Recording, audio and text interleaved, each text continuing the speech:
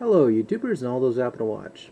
Starting off this video series, it's going to be a little bit dry when it comes to the editing department. There's not going to be, anything fancy in the first video here, but the rest of them I'm going to put a little bit more effort into because, I just wanted to start this off. I know I had the whole day to do this, but I wanted to get this done for today so that way I can, be busy for the day, so you get the point. So, okay, with that said, 24 days of holiday suggestions for all those retro and somewhat new-gen gamers. Now again, I am considering the price range for a lot of folks. Obviously the economy is pretty bad. This is a couple games that, as I said that, a couple people were thinking in the back of their mind, wait a minute, if the economy is so bad, maybe then you shouldn't buy no games at all, maybe you should buy some milk. Which, considerably put, if you can't afford games, or if you have it really bad right now, that gallon of milk is much more better. Go for skim. It doesn't hurt the gut as much. Anyway, nonetheless, suggestions for all those who are adequately pocketed. However, this first game here I'm going to knock out of the way because it's a little bit more pricier than all the other games. A little bit. Now, if you want to treat yourself or a friend that you know who really wants this game, and I'm probably the guy that eagerly pushes you in the right direction, you have more than enough adequate position to afford it. The first game I'm going to suggest, and especially folks from New Zealand are probably going to get a big old kick out of this one, is Ranger X.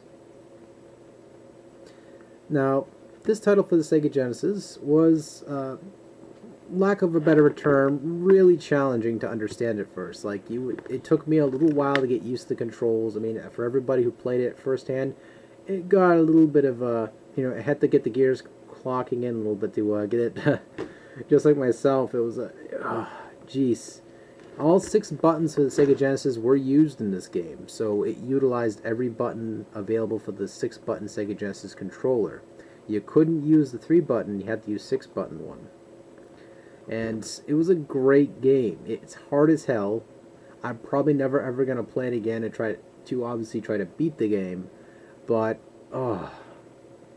it's grueling, let's put it that way. It's a challenge and a half, but it's satisfying after you beat it. It's just one of those type of games. It's hard, but not gonna make you be discouraged to play it, but it's just something that makes you work for it, kind of thing. That's better lack of term.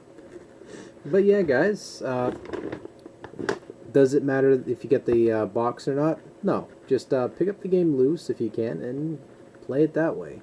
Either way, it's a fantastic title, and for someone to find this underneath if they're a big Sega Genesis fan, or they're a big side-scrolling or Mechana fan, definitely an awesome game to start off with. Again, a little bit on the it's a little up there, but it's a thought that counts. If you have the extra cash or resources available for it, definitely worth a gift. So yeah, that knocks off the first day. I'm going to be putting this game back on the shelf, and as I put these or show these to you guys, I'm going to put them back on the shelf so that way it's easier for me to put it back later on. And so yeah, with that said, hope this helped you out, gave you a little bit of an idea of what to get people for the holidays.